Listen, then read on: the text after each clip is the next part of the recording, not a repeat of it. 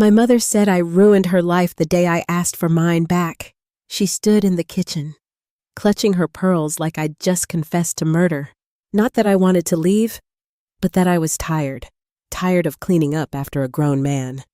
Tired of pretending this house was a home. Tired of being the daughter who never left. While my sister sent postcards from Paris and my brother sat in silence expecting breakfast, I gave up college, dates, sleep, and sanity.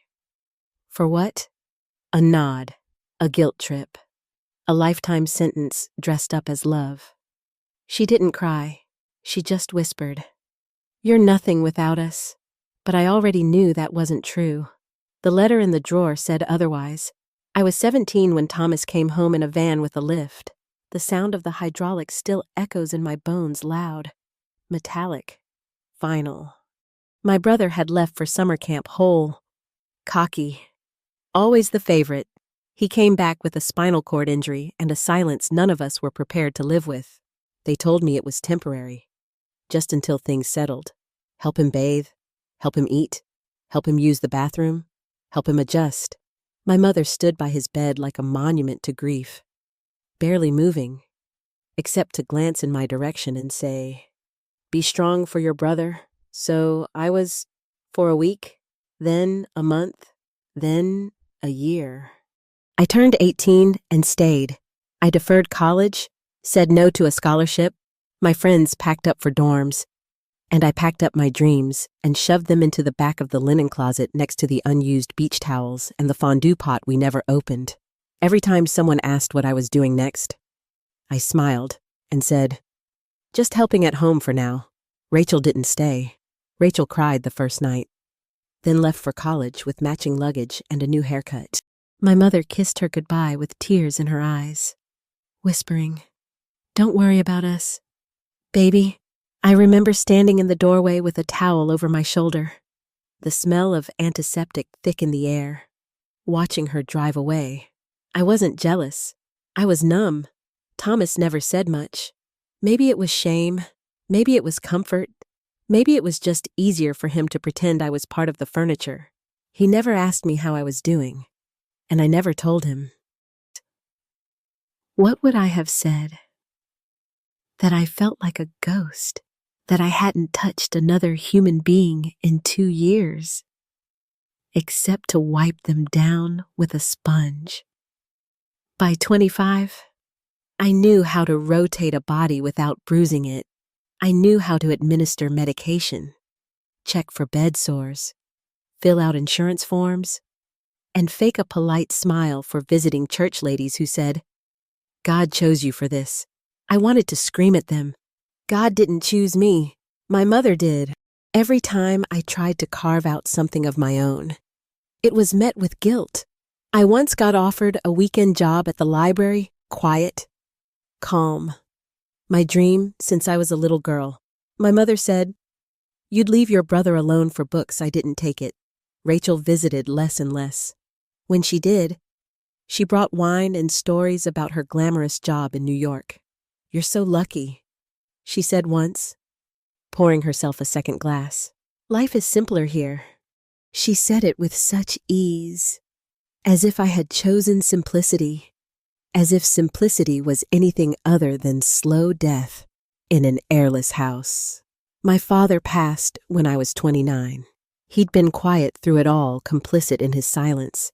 I found his will on the kitchen table the morning after the funeral. Everything went to my mother. There was no mention of me, not a word. After that, something hardened in me. I still changed Thomas's sheets, still rubbed ointment into his skin, still set out his favorite blanket at night, but I stopped waiting for thanks. I stopped expecting anything. Then came the walk. It was summer, the air thick and hot. And I left the house without telling anyone. Just 15 minutes. That's all I needed.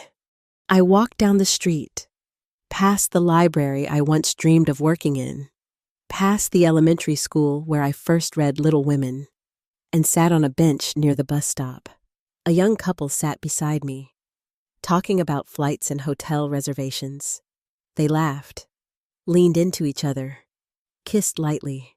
I looked away, not because I was bitter, but because I had nothing to add to the memory bank. I had missed everything. When I got home, my mother was waiting on the porch, arms crossed. "Where were you?" she snapped. "What if he needed you?" I opened my mouth, closed it. For a moment, I thought I might cry, but instead, I just said, "He didn't." And that was the first crack, a hairline fracture in a life built on obligation, the beginning of the end. After that day, I started walking more. 10 minutes turned into 20, then 30. Sometimes I took the long way home just to delay the sound of the front door closing behind me. I told myself I was clearing my head. But deep down, I knew I was testing how long I could disappear before anyone really noticed or cared. The answer was disappointing. No one asked where I went. No one said they missed me. Thomas barely looked up when I entered the room. My mother only noticed when she needed something more bandages. Another grocery list. Someone to clean up the mess after Thomas knocked over his glass again. She'd say things like, "I don't know what we'd do without you." But her voice always sounded more like a warning than gratitude, like I wasn't allowed to ever stop. That fall, I applied for a full-time job at the library without telling anyone. I used the computer in the guest room at night, the one Rachel used when she visited and needed to check emails. I uploaded my resume, wrote a shaky cover letter, and hit submit with fingers that trembled like I was breaking a sacred rule. When the email came back 2 weeks later, "We'd love to schedule an interview," I stared at the screen like it had spoken in tongues. I told no one. I took the bus to the interview, wore a dress I hadn't worn since my father's funeral, and tried to remember what it felt like to be someone other than a shadow. The director was kind. She smiled when I said I hadn't worked full-time in years, but still volunteered at the local book drive. "You're exactly what we're looking for," she said. I almost cried in the lobby, but I didn't. I held it in until I got home. That night, I made chicken pot pie and set the table like always. My mother didn't say thank you.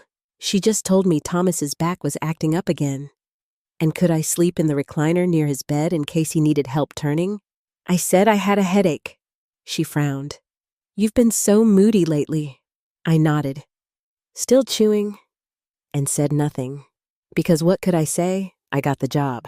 They offered me a full-time position with benefits, vacation days, and a modest salary enough to rent a small apartment if I wanted to, enough to finally leave. And that's when the fear hit me. Not fear of failing, fear of choosing myself, fear of saying no to the life everyone else had decided was mine. Because if I said no, what did that make me? Ungrateful, disloyal, or just someone finally waking up a week later? I sat down with my mother and told her about the job. She was folding laundry. Thomas's shirts still warm from the dryer. I said it gently, like a child confessing to something broken. "I got a job, full-time, at the library." She paused, folded another shirt, then said, "So what happens to us?" Us, like I was a conjoined limb, like their survival depended on my submission. I'd still help. I said quickly, "I can cover evenings. We could hire someone for the daytime hours, just part-time." She dropped the shirt, looked at me like I'd slapped her. "You'd bring a stranger into this house," she said. "You want to abandon your brother to some nurse who doesn't even know him?" I opened my mouth, closed it again. She stood there, lips tight. I always knew this day would come. The moment you stopped being useful, you'd walk away. That broke something. Not snapped it, peeled it back, like paint flaking from a wall, revealing rot underneath. I didn't yell. I didn't argue. I just stood up and left the room. Her words hung in the air like smoke. Later that night, Thomas rang the bell from his room. I went in, adjusted his pillow, pulled his blanket higher. He didn't look at me, just said, "You should have told me first." I swallowed hard. "You never asked." The silence between us felt louder than the ventilator hum. I walked out before he could say anything else. I spent that night lying awake, staring at the ceiling, realizing something terrifying. I was never going to be asked. Not how I felt. Not what I wanted. Not whether I was okay. Because no one needed me to be okay. They just needed me to function. But something had started something I couldn't turn off now. And they could feel it. Too. The shift. The crack in the system. They just didn't know yet I had already decided. I didn't quit the job. That was the first thing they expected, that I'd come to my senses. Decline the offer. Apologize for being emotional. But I didn't.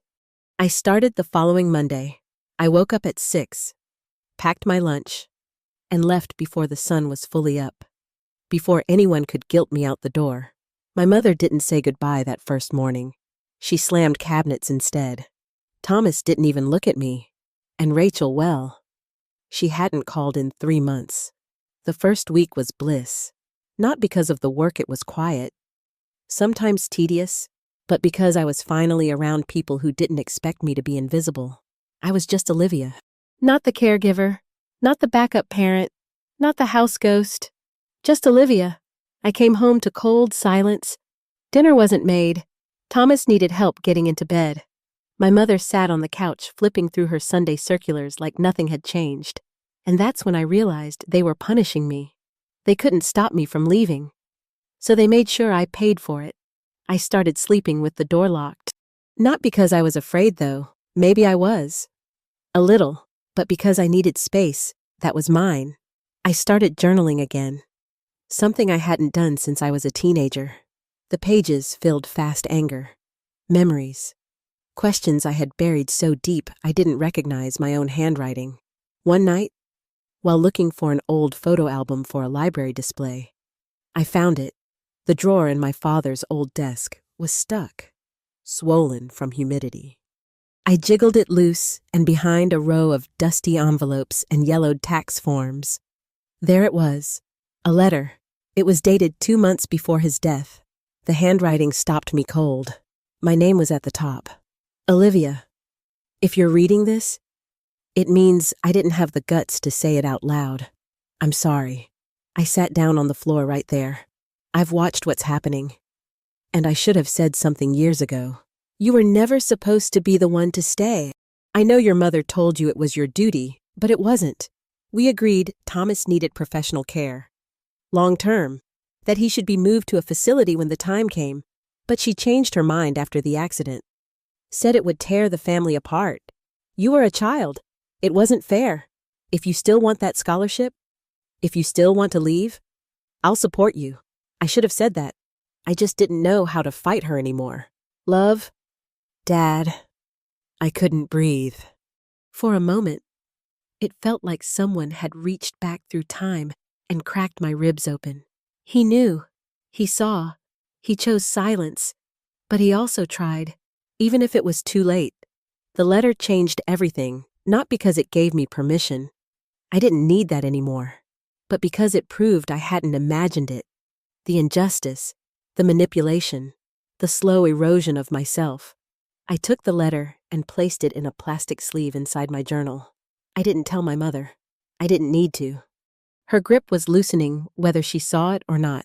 But that week, I started making phone calls quietly. During my lunch breaks, I spoke to in-home care providers, social workers, lawyers. I found out Thomas qualified for full-time professional assistance through a state program my mother had refused to apply for. The papers were already in the mail by the time Rachel called. I almost didn't pick up, but curiosity won. Her voice was high-pitched, forced cheerful. So Mom says you're working now. I said yes, and she's furious.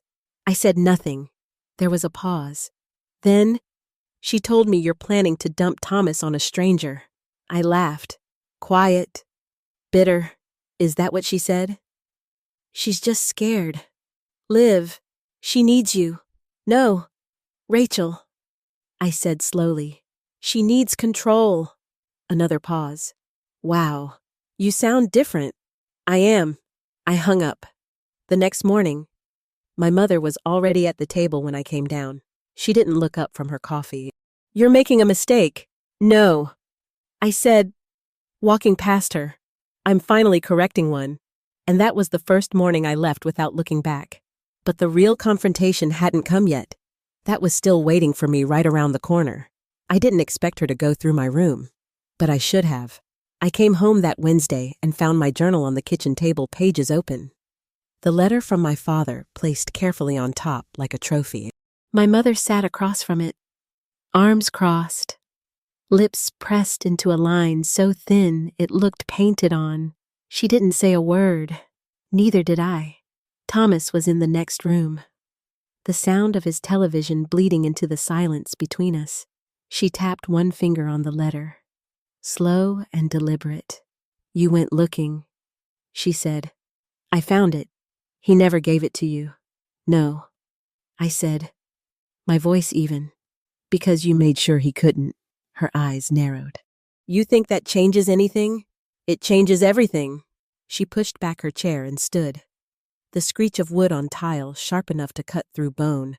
You have no idea what it took to hold this family together. What I gave up, what I sacrificed. I do, I said quietly. You sacrificed me, she scoffed. Don't be dramatic. Dramatic. That word. She'd used it to erase every cry for help I ever made, every plea for air. Every attempt I had at drawing a line between obligation and annihilation. You had choices. I said, you chose to keep him here. You chose to keep me here.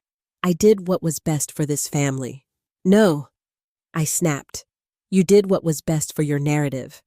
The grieving mother, the devoted son, the invisible daughter. Her hand moved like she might slap me. For a second, I saw her consider it. Then something inside her wilted, and she turned away. I needed you here, she whispered.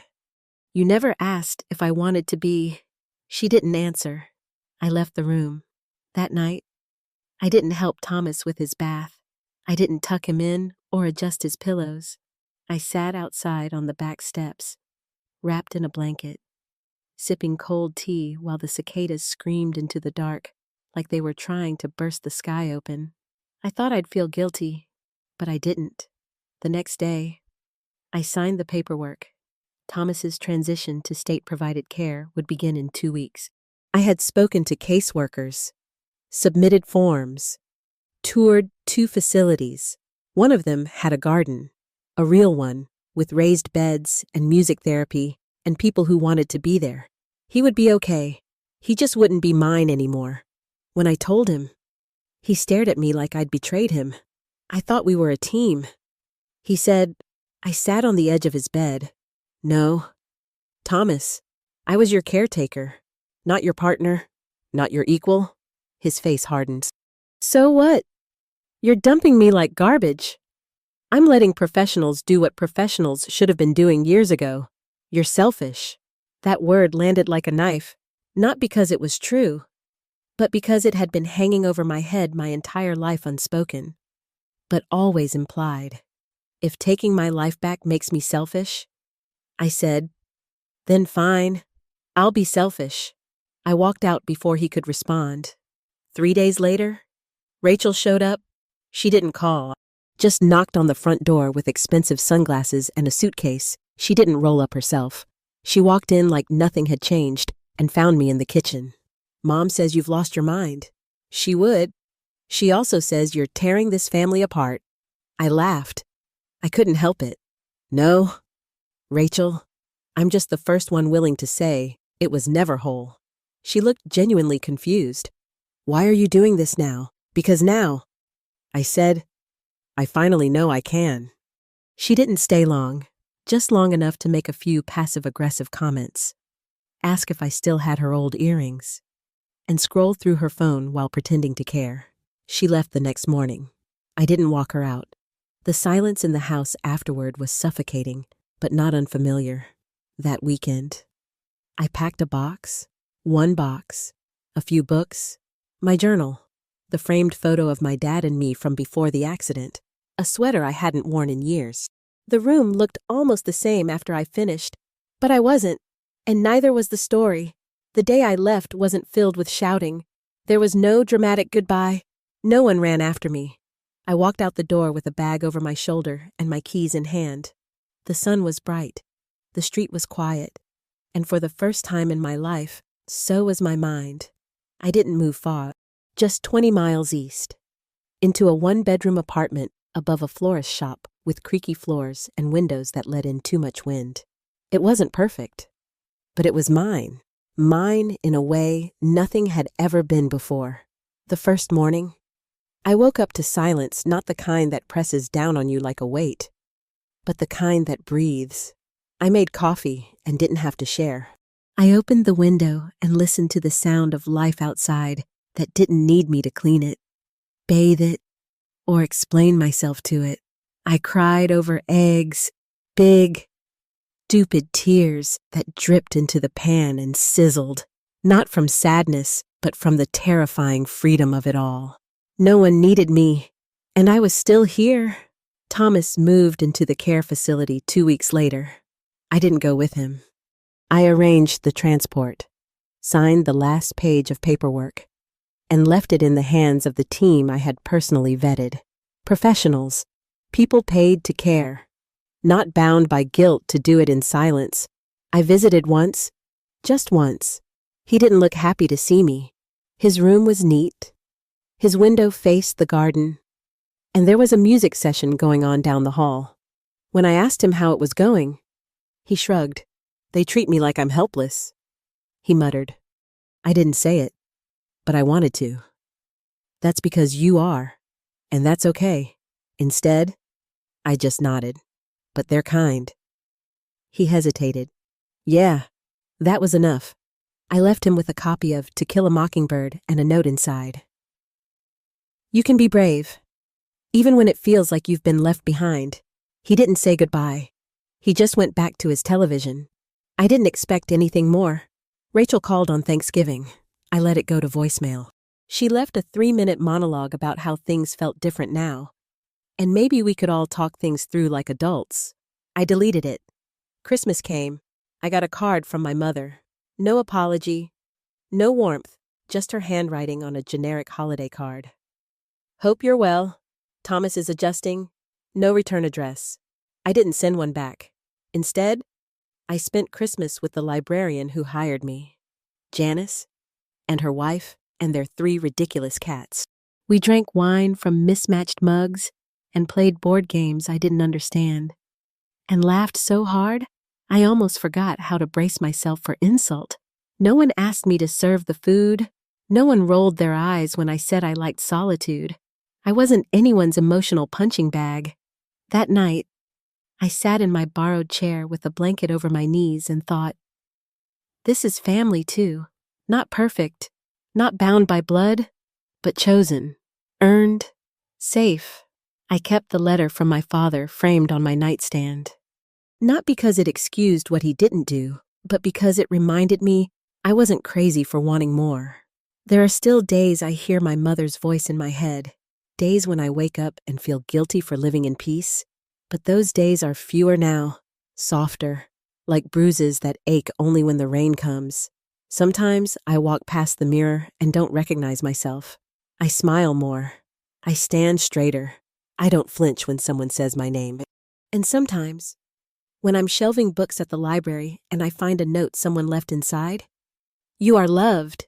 You matter. Don't give up." I slip it into my pocket and keep it for later, just in case the old ghosts come knocking. I don't hate them. Not anymore. But I don't invite them in, either. That house, that role, that version of me, it's gone. What's left is someone I'm still getting to know. But for the first time in a very long time, I'm not afraid of her. Some stories aren't loud. They don't come with slammed doors or shouted goodbyes. Sometimes, they unfold in the silence when someone finally decides to stop sacrificing themselves for people who only love them when they're useful. Olivia's story is one so many carry quietly. The good child, the dependable one, the caregiver who's never allowed to be tired, sad, or selfish. But there's nothing selfish about reclaiming your life. There's nothing cruel about wanting peace. In fact, it's the bravest thing a person can do, especially when no one claps for you when you walk away. Family isn't just who you're born to. It's who shows up without strings. It's who lets you be whole without earning it through pain. If you've ever felt invisible in your own home, if you've been told that love means giving until you break, know this: you're allowed to choose yourself. And sometimes, the strongest kind of love is the kind that sets boundaries and keeps them. Did this story touch something inside you? Share your thoughts in the comments we're listening. And if you know someone who needs to hear this, share it with them. Don't forget to like and subscribe for more stories that speak from the heart.